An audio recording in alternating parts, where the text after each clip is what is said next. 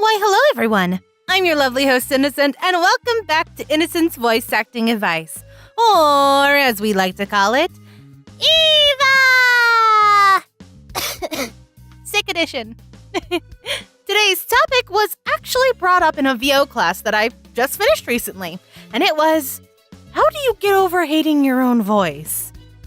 Unfortunately, hating the sound of your own voice is rather normal and commonplace with humans. That's because the voice we hear when we speak is vibrations and echoes and not actually what's coming out of our mouths. So, our brain freaks out and goes, oh, no, that's not me, no, that's not what I hear, no, don't like it, I hate it. But if you want to do anything with your voice, be it voice acting, theater, or even just singing, you're gonna want to know what everyone else hears. So, although it may not be that glamorous, and I believe I've brought it up in another video before, I'll be giving you some tips on how to get over that feeling. First and foremost, this isn't a learn to love your own voice type of thing. No, it's just learning not to cringe each time you hear it and know how to manipulate it to sound how you want it to. The easiest, and albeit longest way to do this is to sit down and record yourself reading something each day. Then listen back to it.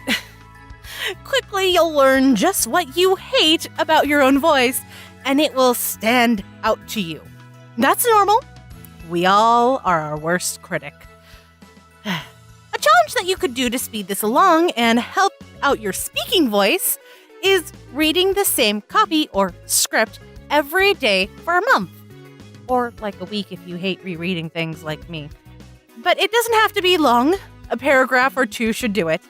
But all that it boils down to is that instead of worrying about how your voice sounds, you'll be more focused on how you read this one copy.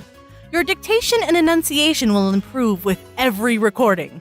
Along the way, you can try doing voices with these recordings. You'll start to learn where you like your voice best. For example, I raise up my normal speaking voice up like 1 octave-ish, since I think that sounds best for me and my range. Remember, nothing that you're doing here should be forced or hard on your voice. It's just practice. Instead of worrying about loving your voice, worry about bettering your voice and your skills. It's the shift in thought that will help you get used to your own voice even faster. Trust me, like the first month of doing this is going to be slow and you're probably going to hate a lot of it, but that's fine. Just keep at it and you'll be a master of your own chords in no time. So, thank you for watching. Have any other suggestions or requests for other EVA topics? Leave them in the comments below. Or at me on Twitter. It's Creating Love. I'm more than happy to the best of my ability. This has been episode number 38 of EVA. Break a leg and go out there and voice act to your heart's content.